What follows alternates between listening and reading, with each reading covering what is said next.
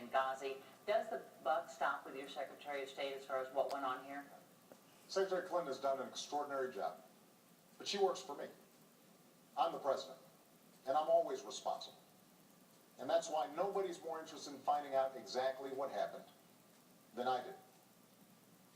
The day after the attack, Governor, I stood in the Rose Garden, and I told the American people and the world that we were going to find out exactly what happened, that this was an act of terror, and I also said that we're going to hunt down those who committed this crime.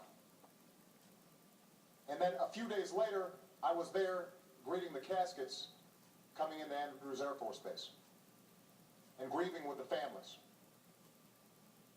And the suggestion that anybody in my team, whether the Secretary of State, our UN ambassador, anybody on my team would play politics or mislead when we've lost 4 of our own, Governor, is offensive. That's not what we do. That's not what I do as president. That's not what I do as commander-in-chief. Governor, if you want to reply just quickly to this, please. I think it's interesting the president just said something which is that on the day after the attack, he went to the Rose Garden and said that this was an act of terror. You said in the Rose Garden, the day after the attack, it was an act of terror. It was not a spontaneous demonstration. Is that what you're saying? Please proceed, Governor. I want to make sure we get that for the record, because it took the president 14 days before he called the attack in Benghazi an act of terror. Get the transcript. He did, in fact, sir. So let me call it an act of terror. Can you say that a little louder, Candy? He did call it an act of terror. It did as well take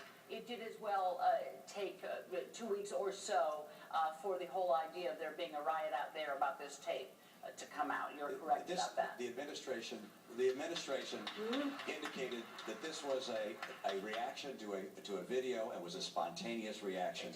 It took them a long time to say this was a terrorist act by a terrorist group.